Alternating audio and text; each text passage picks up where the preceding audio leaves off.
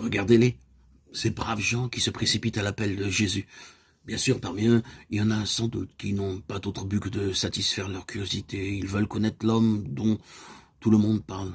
Mais les autres, beaucoup d'autres, sont pleins de foi et de bonne volonté. Ils ont tant envie que ce soit vrai, que le Messie soit réellement venu sur la terre. Il y en a des environs des Galiléens, bons paysans ou pêcheurs du lac. Il y en a aussi qui arrivent de Judée, qui ont fait le dur trajet au long route et qui sont encore couverts de poussière.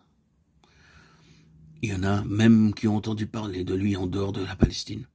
Parmi ces groupes de Juifs qui vivent dans les villes phéniciennes de Tyr et de Sidon, et qui, eux aussi, ont pris le sac et le bâton de voyageurs.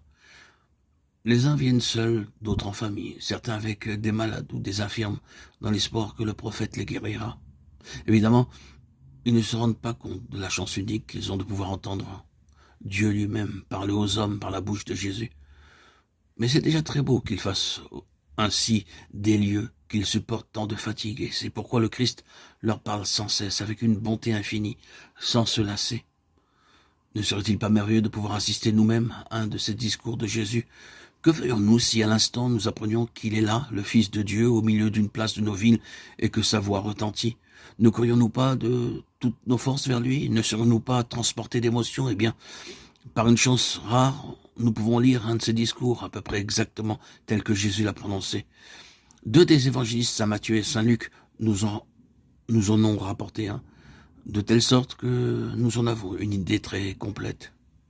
Imaginez un instant que nous sommes, il y a plus de 1900 ans, au milieu d'une de ces foules qui se pressaient autour du Messie. Il y a tant de monde qu'on n'a pas pu s'installer dans une salle de synagogue, ni même sur la place d'une bourgade. On est monté au flanc d'une des hautes collines qui dominent le lac de Tibériade. Et c'est pourquoi on appelle souvent ce discours le sermon sur la montagne. Les apôtres ont rangé les assistants, les ont fait asseoir à terre, dans l'herbe encore vivace et verte en ce printemps.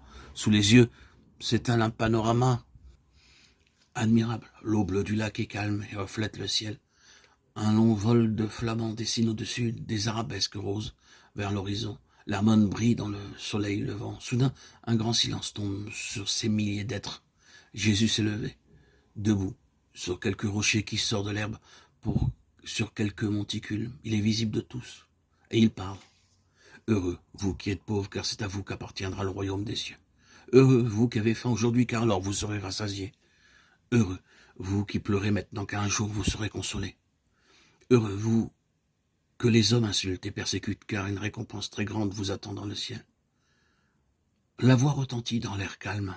Chacun peut parfaitement l'entendre. Que signifient ces mystérieuses paroles? D'habitude, les hommes ne considèrent pas qu'on est très heureux quand on est pauvre, quand on a faim, quand on pleure, quand on est persécuté. Dès les premiers mots, Jésus a frappé son auditoire. Il a touché au cœur. Il y a là certainement des quantités de gens pauvres, sans doute même des hommes et des femmes qui ne mangent pas à leur faim. Et il leur dit, reprenez confiance.